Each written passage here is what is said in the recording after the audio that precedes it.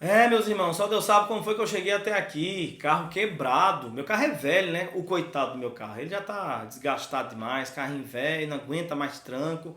Foi difícil chegar aqui pra gravar esse vídeo, viu? E eu tô com umas dívidas aí, inclusive, não sei nem como é que eu vou consertar esse carro, porque antes de consertar o carro, eu tenho tanta coisa pra pagar de conta que tá atrasada. Olha, gente, mas eu ainda creio na promessa, porque a Bíblia diz o que pra mim? Ela diz que fé é isso mesmo. Fé é você não saber de onde vai tirar dinheiro para poder consertar o carro e antes disso tirar dinheiro para poder pagar as contas que tem para pagar. Mas fé é isso. Fé é a certeza da coisa que você espera e a prova que não vê. Você nem sabe de onde é que vem dinheiro, mas vai vir, meus irmãos. Deus vai me dar um carro novo. Deus vai me dar condições de crescer na vida. Vai ser eu que vou aparecer daqui uns dias aqui no YouTube dizendo assim, consegui 100 mil em um único dia. Vai ser eu. A pessoa tá aqui. Porque fé é isso. Né? Ou não? Não. Fé não é isso. Me parece que fé não é bem o que você acha que é. Fica aqui pro próximo episódio.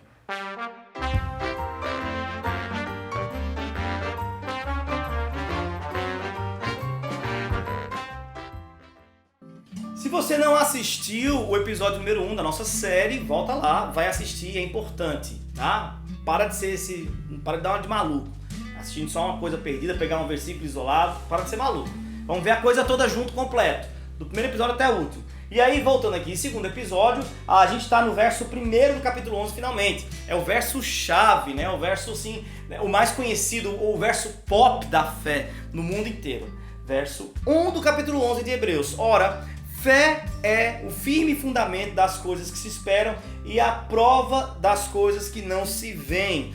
Outra versão diria, ora, fé é a certeza daquilo que esperamos e a prova das coisas que não vemos, a convicção de fato que se não veio.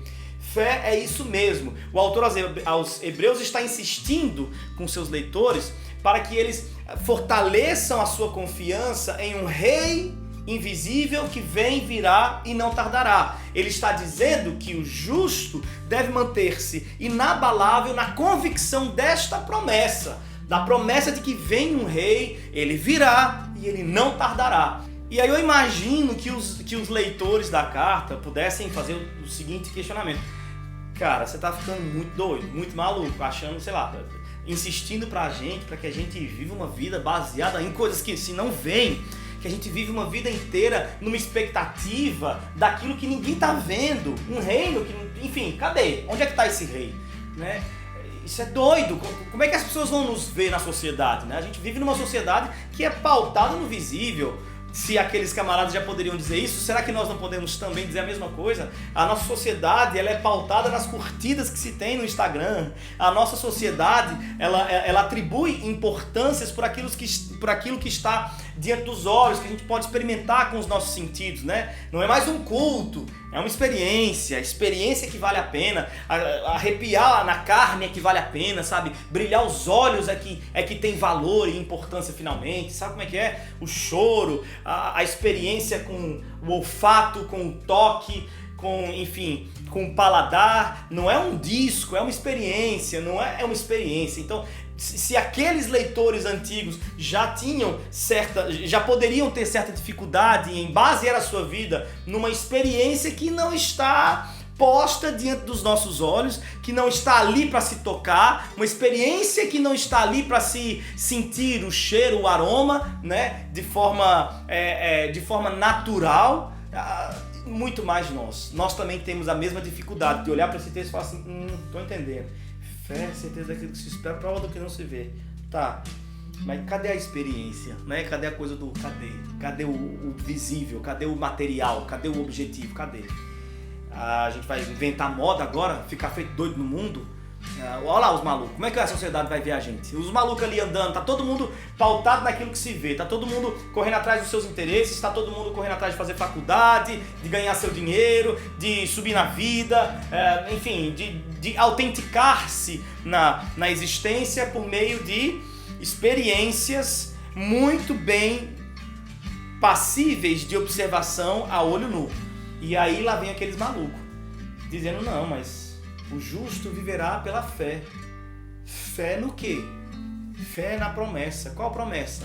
Aquele que vem virá e não tardará. Os leitores assim, mas isso aqui é novidade? Que novidade é essa?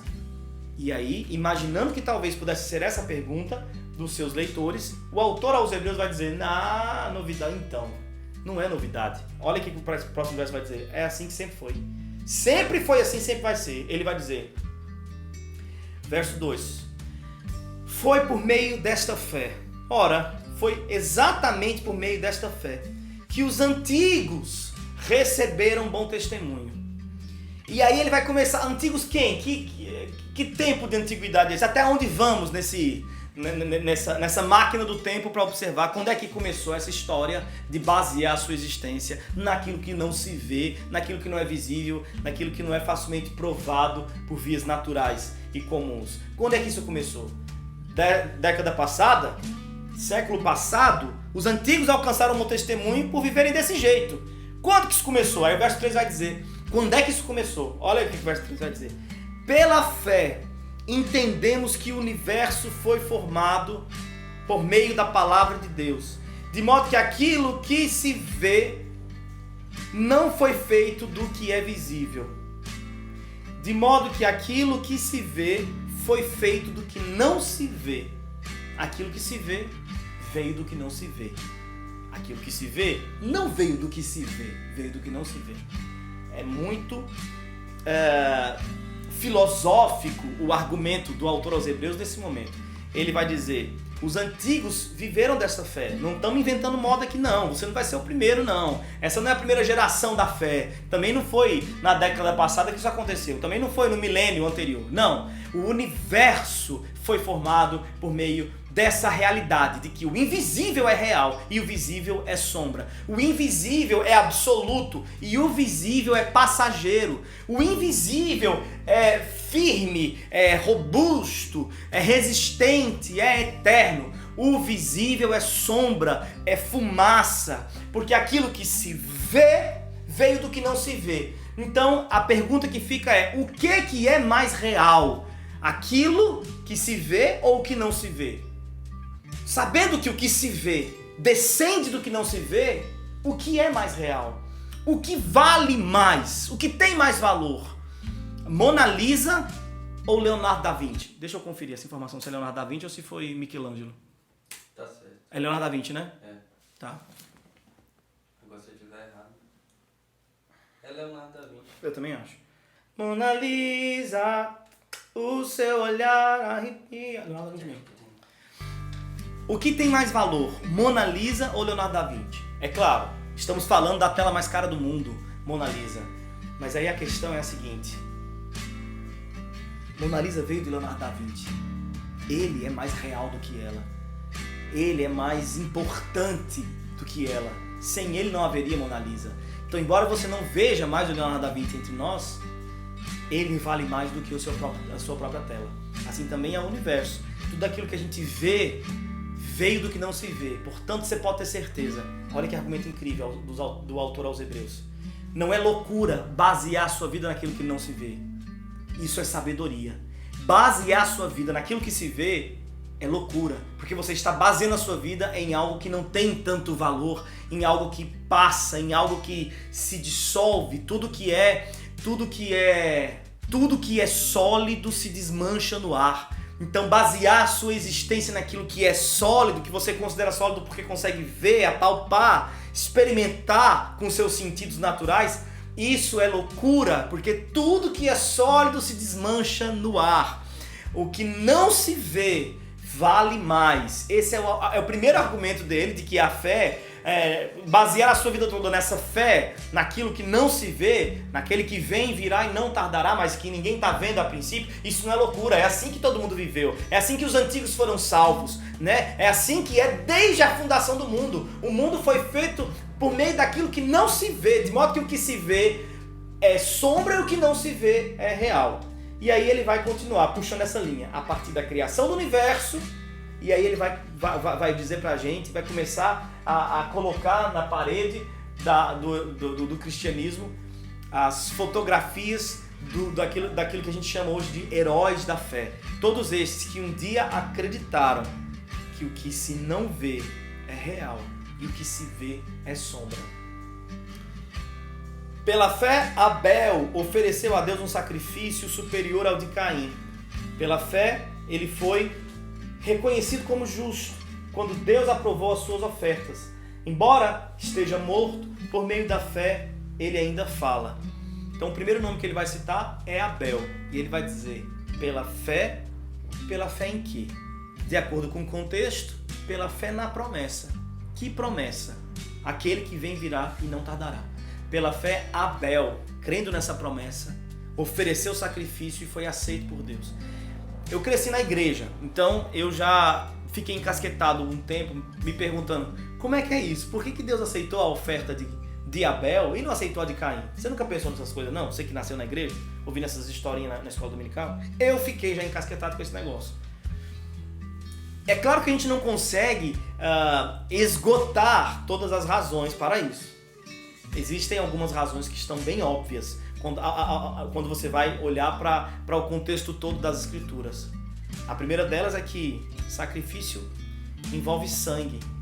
E sem o sacrifício de sangue, sem a vida vertida, não há remissão de pecados. A gente vai entender isso ao longo da Escritura.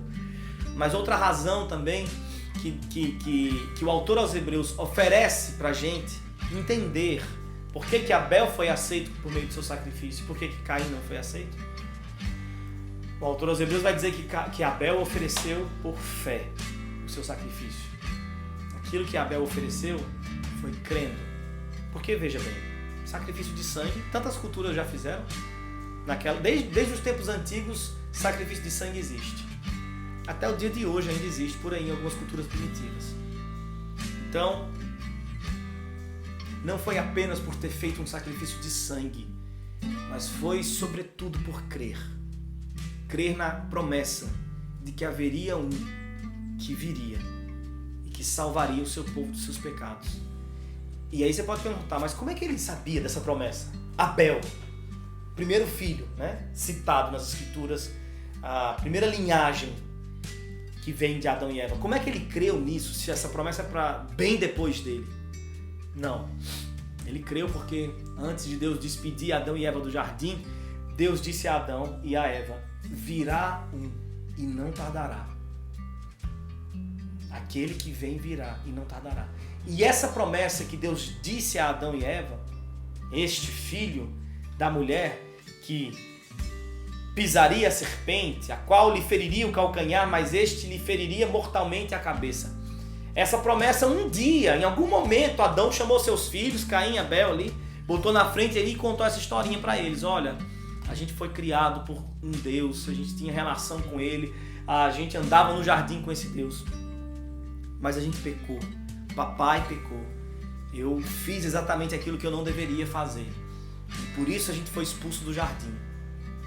E por isso a gente tem que suar e garantir o nosso sustento por meio do nosso esforço, pelo esforço do nosso braço.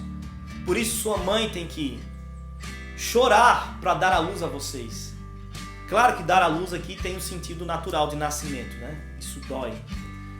Mas a mulher chora para dar a luz ao seu filho muito mais vezes, para além do parto. Muito mais vezes. Dar a luz também é criar. Dar a luz também é tirar das trevas da ignorância. Dar a luz também é tirar das sombras do egoísmo, das sombras da individualidade e colocá-lo numa sociedade, um ser humano agradável, um ser humano consciente, um ser humano tolerante, um ser humano amoroso, generoso. E para dar a luz a esse ser humano, uma mãe tem que chorar mais de uma vez. Enquanto Adão contava essa história para os seus filhos, talvez lágrimas dos olhos desciam ali, escorriam no rosto de Caim, de Abel. E eu imagino Adão dizendo para eles, meus filhos, enxuguem as lágrimas. Não é o fim. Não é o fim.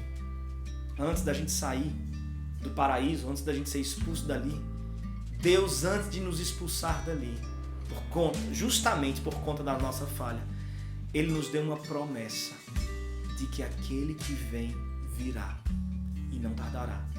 Abel creu. E quando ele ofereceu seu sacrifício, ele ofereceu crendo na promessa. A promessa que é o bote salva-vidas. A promessa que sustém o justo. e que susteve Abel. Embora não esteja vivo, por meio de seu sangue até hoje fala. Muitos outros vieram depois de Abel, os quais a gente vai ver aqui nos próximos vídeos.